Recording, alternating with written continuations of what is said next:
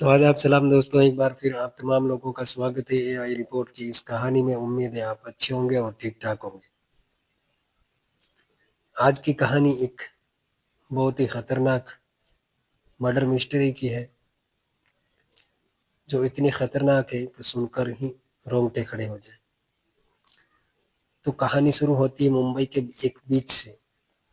मुंबई का खूबसूरत माहिम बीच, सैर-सपाटे के लिए अच्छी जगह। उस दिन तारीख थी 2 दिसंबर 2019। लोग सुबह-सुबह टहल रहे थे, तभी समुद्र किनारे एक सूटकेस बहता हुआ मिलता है। इसे देख लोगों को तटरक्षक पुलिस को सूचना दी। पुलिस ने उस सूटकेस को जैसे ही खोला, सभी की आंखें खुली की खुली रह गई। उसमें एक हाथ और एक पैर, बाकी का शरीर का हिस्सा गायब। अब हाथ और पैर के एक-एक टुकड़े को देखकर यह तो पता चल गया कि ये किसी मर्द यानी पुरुष के हैं, पर किसके हैं ये पता नहीं चला, क्योंकि उसमें धड़ का हिस्सा तो था नहीं।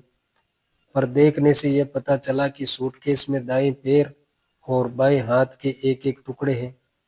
इसके साथ ही इनसे टपकने वाले खून को सोखने के लिए कुछ कपड़े भी उस सूटकेस में थे। अब यह देखकर मुंबई पुलिस को सूचना दी गई। पुलिस ने मछुआरों को बुलाया, इस उम्मीद में भी कि शायद सिर और धड़ के बाकी के हिस्से भी इसके आसपास कहीं मिल जाए। मछुआरों ने भी काफी मेहनत की, काफी कोशिश की, लेकिन कुछ नहीं मिला। आखिरकार पुलिस ने सूटकेस समेत सब कुछ अपने कब्जे में लिया और फिर कटे हुए उस इंसानी शरीर के टुकड़ों को अस्पताल भेज दिया गया। अब पुलिस ने आसपास के एरिया के सीसीटीवी फुटेज संभाले, जांच की, पर कोई सुराग नहीं मिला और ना ही कोई संदिग्ध जिसके आधार पर आगे की जांच बढ़ाए। अब पुलिस ने लापता लोगों की जानकारी जुटाने के लिए पुलिस के सभी थानों में सूचना भिजवा दी। बहुत से लापता लोगों की जानकारी मिली, लेकिन किसी का ताल्लुक उस सूटकेस में मिले कटे हुए हाथ और पैर से नहीं मिला। अब कोई सुराग नहीं अब कोई सुराग नहीं मिलने पर मामले की जांच क्राइम ब्रांच को सौंप दी गई। मुंबई क्राइम ब्रांच टीम ने फिर उस घटना स्थल का दौरा किया और फिर उस सूटकेस से सुराग की तलाश में जुट गई, जिसमें कटे हुए हाथ और पैर मिले थे। पुलिस ने सूटकेस में मिले कपड़ों की पड़ताल की, जिसमें एक शर्ट, एक लाल रंग का स्वेटर और एक पैंट भी थी। अब पुलिस के पास ले देकर सुराग तलाशने के लिए ये कपड़े और सूटकेस ही था। बाकी कटे हुए एक हाथ और एक पैर, जिनसे कोई सुराग नहीं मिल रहा था। अब कपड़ों की बारीकी से जांच की गई, चेक किया गया। पुलिस को शर्ट पर एक टैग मिला, जिस पर लिखा था एल्मो मेंस वियर। चूंकि यह शर्ट किसी टेलर के पास सिलवाई गई थी, इसलिए उस टेलर का पता उस शर्ट पर उस लोगों से मिल गया। आखिरकार पुलिस को वो दुकान भी मिल गई। ये दुकान थी मुंबई के कुर्ला पश्चिम में बेलगामी रोड पर। इस दुकान पर पहुंचकर पुलिस ने टेलर को वो शर्ट दिखाई, फिर उसके बिल के बारे में उससे जानकारी मांगी। अब पुलिस की किस्मत अच्छी थी कि कई घंटों की छानबीन के बाद उस शर्ट के बिल का कॉपी उसके पास मिल गया। असल में टेलर बिन स्टिच किए हुए कपड़ों का एक छोटा सा टुकड़ा काट कर उसने अपने बिल में भी लगा लिया था। इसी वजह से उस बिल को निकालने में आसानी हो गई।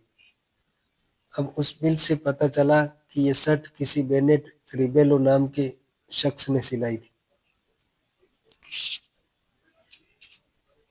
पर उस पर न फोन नंबर लिखा था और न ही घर का पूरा एड्रेस। इस तरह की एक अहम सुराग तो मिला, लेकिन ये बेनेट रिबेलो कौन था, यह पुलिस को पता नहीं चल पाया। इसीलिए पुलिस ने फिर खाली हाथ हो गई, लेकिन जांच रुकी नहीं। अब पुलिस ने इंटरनेट और सोशल मीडिया का सहारा लिया। पुलिस ने फेसबुक पर इस नाम को करना शुरू किया। इस नाम के काफी फेसबुक यूजर मिले, करीब एक दर्जन से ज्यादा। अब एक एक कर सभी के पोस्ट और उनके फोटो को खंगाला जाने लगा। इसी बीच पुलिस को बेनेट रिबेलो नाम के एक फेसबुक अकाउंट पर एक पोस्ट पर नजर पड़ती है। जब उस शख्स की कद काटी और कई फोटो में हाफ शर्ट या टी शर्ट पहनने होने से हाथ साफ साफ दिख रहा था, जिससे अंदाजा लगाया गया ये व्यक्ति यही हो सकता है। उस व्यक्ति के पोस्ट करीबन 50 से ज्यादा पोस्ट को देखने के बाद आखिरकार पुलिस को बड़ा सुराग मिला। वो सुराग फेसबुक पोस्ट से मिला। असल में एक फोटो में ये शख्स ठीक उसी तरह का लाल स्वेटर पहना हुआ था जो सूटकेस में मिला था। इस शख्स का नाम था बेनेट रिबेलो और ये पेशे से म्यूजिशियन था। अब पुलिस को फेसबुक पर एक और बड़ा सुराग मिला, जिसमें उसने अपना एक आईडी कार्ड डाला हुआ था। उस आईडी कार्ड पर लिखा एक पार्टी के कार्यकर्ता होने का दावा करते हुए अपने उसने अपना पता और नाम और नंबर भी लिखा था। फोन करने पर वो फोन मोबाइल नंबर बंद मिला। पुलिस की इसी प्रोफाइल और सूटकेस मर्डर के बीच करीबी रिश्ता होने का शक ज्यादा हो गया। अब पुलिस उस कार्ड पर लिख के एड्रेस सांता क्रूज ईस्ट के कालीना विलेज पहुंची। वहां घर पर ताला लगा था। अब जैसे जैसे पुलिस को इसमें अड़चने मिल रही थी, वैसे वैसे पुलिस कातिल के करीब पहुंच रही थी। अब घर पर ताला लगा था, इसलिए पुलिस ने आसपास के लोगों से पूछताछ की। पुलिस ने फेसबुक फोटो दिखाकर पूछा तो पता चला कि बेनेट रिबेलो इसी घर में रहते हैं, पर कई दिनों से दिखाई नहीं दिए। उनकी एक गोद ली हुई बेटी भी है, वो भी कुछ दिनों से इस घर से दिखाई नहीं दे रही है। पर यह पता चल गया कि बेटी का नाम आराध्या पाटिल है उर्फ रिया बेनेट रिबेलो है। उसकी उम्र करीब 18 से 19 साल है। इस लड़की को काफी समय पहले बेनेट रिबेलो ने सड़क किनारे मजबूर रहते हुए देख एक महिला के जरिए गोद लिया था। इसके लिए बाकायदा उन्होंने कानूनी तौर पर कागजात भी बनाए थे। अब पुलिस उस लड़की की तलाश में जुट जाती है, लेकिन सुराग नहीं मिलने पर पुलिस ने कानूनी तौर पर बेनेट रिबेलो के घर का ताला तोड़कर तलाशी शुरू की। उस दौरान काफी खोजबीन करने पर रिया का फोन नंबर मिलता है और साथ ही उसकी एक नोटबुक मिलती है। अब इस नोटबुक को पढ़ते ही पुलिस को जो अब तक शक था और संदेह बना हुआ था, वो सब कुछ यकीन में बदल जाता है। असल में उस कागज के टुकड़ों पर लिखा था इंग्लिश में, dad I am sorry, really really sorry, God sorry dad, sorry for you, I am a bad girl. कैसे जाने इस घर पर रहने दिया, उसी को मैंने मार दिया। जिसने परवरिश की है, उसी को मैंने मार दिया। Sorry for that, sorry sorry sorry. ये पढ़कर पुलिस समझ गई कि कातिल को कोई और नहीं बल्कि गोद ली हुई बेटी ने ही मारा है। लेकिन कहते हैं ना कि जब तक कातिल आंखों के सामने ना आ जाए और खुद ही जुबान से ये कबूल ना कर ले या फिर पुख्ता सबूत ना मिल जाए, तब तक शक वाकई में उसी मुट्ठी में बंद रेत की तरह होता है। जब तक मुट्ठी बंद है तब तक रेत सेफ है, और मुट्ठी की पकड़ जैसी भी ढीली हुई, रेत धीरे धीरे फिसल जाती है। वैसे ही ये शक अभी तक शक ही था, लेकिन सवाल भी था। जो बेटी खुद लिख रही है, पापा आपने मुझे घर पर रहने की जगह दी और परवरिश की, यानी गोद ली हुई बेटी का जो पिता सहारा बना, उसी बाबुल का बेटी मर्डर कैसे कर सकती है? ये सवाल भी पुलिस को उलझाए हुए थी। इसी बीच पुलिस को रिया के मोबाइल फोन की लोकेशन से उसकी जानकारी मिल गई। ये लोकेशन भी मुंबई के घाट कोपर इलाके की। पुलिस तुरंत तुरंत वहां पहुंचती है। उस लोकेशन पर ही रिया मिल जाती है। पहले तो पुलिस को देखकर वो घबरा गई। फिर पुलिस ने उसके पापा बेनेट रिबोले के बारे में पूछा।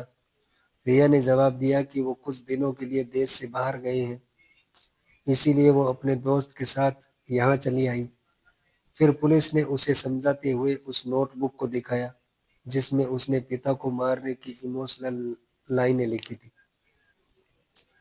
इसे देखते ही रिया टूट जाती है, इमोशनल होकर रोने लगती है और फिर रोते हुए मर्डर की कहानी सुनाती है। फिर उसने बताया कि उसका एक दोस्त है जो उम्र में मुझसे छोटा है। वो लड़का 16 साल का है। उससे 4 महीने पहले ही मुलाकात हुई थी।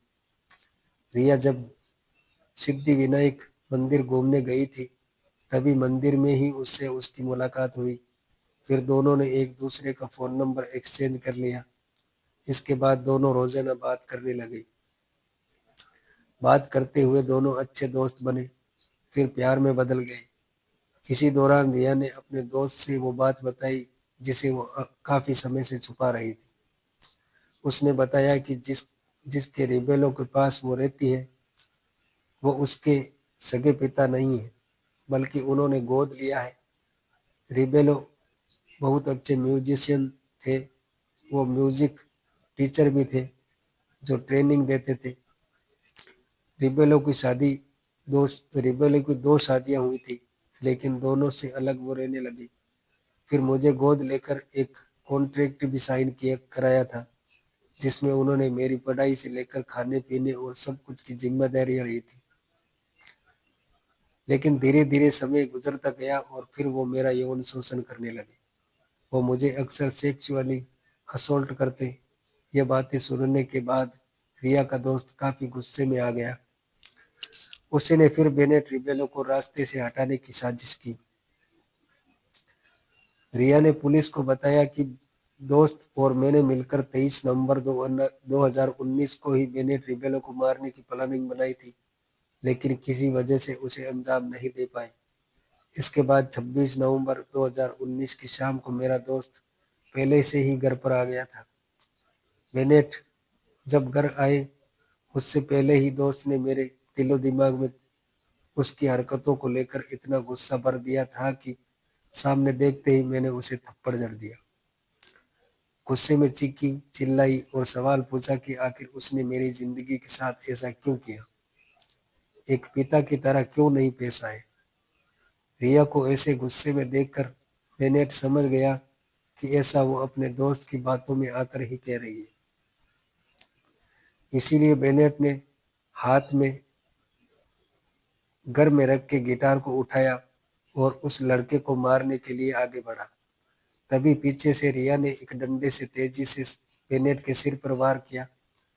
इसके बाद कई बार हमला और फिर दोनों ने पीट पीट कर बेहोश कर दिया और फिर बेनेट को किचन में ले गए। वहां पर पता चला कि बेनेट की अभी भी सांसें चल रही है। इसके बाद मच्छर मारने वाले स्प्रे ले आए और पूरा का पूरा उसके मुंह में उंडेल दिया। इसके बाद चाकू से मारकर मौत के घाट उतार दिया। हत्या के बाद लाश को बाथरूम में ले गई और वहां पर पूरी रात खून बहने दिया ताकि खून शरीर से पूरा का पूरा निकल जाए। इसके बाद अगले दिन यानी 27 नवंबर 2019 को मार्केट से तेज धार वाले 4 चाकू खरीद कर लाए। इसी चाकू से बेनेट की लाश को काटने लगे, लेकिन शरीर नहीं काट पा रहा था। इसके बाद चारों चाकू को गैस पर गर्म करते और फिर शरीर को कई घंटों की मशक्कत के बाद कई टुकड़ों में काट दिया। हथौड़े से शरीर की हड्डियों को भी तोड़ा। इसके बाद मार्केट से एक सूटकेस और बड़े बड़े पॉलीथीन बैग खरीद कर लाए। इसके बाद उस बेनेट के हाथ और एक पैर के साथ उसके प्राइवेट पार्ट को भी एक सूटकेस में डाल दिया, लेकिन इसमें से अभी भी थोड़ा थोड़ा खून निकल रहा था।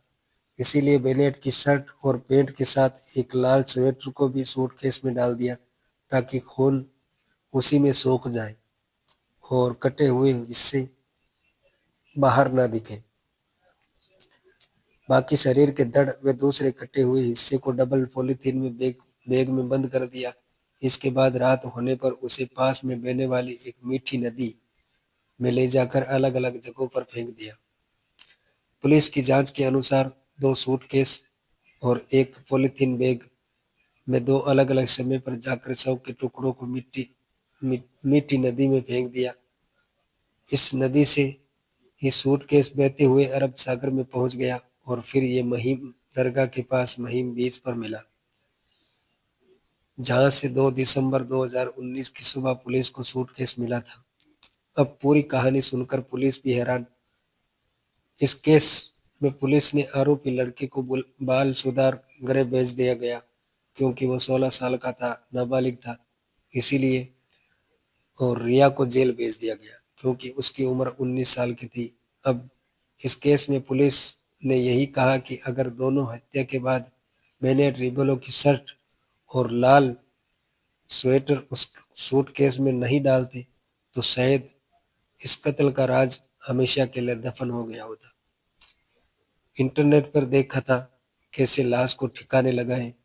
पुलिस की जांच में ये भी सामने आया कि लड़की के दोस्त को पता चल गया था कि बेनेट की मौत के बाद उसकी सारी प्रॉपर्टी रिया के नाम हो जाएगी, इसीलिए भी हत्या कर लाश को ऐसे ठिकाने लगाना चाहते थे कि कभी इसका सुराग ना मिले।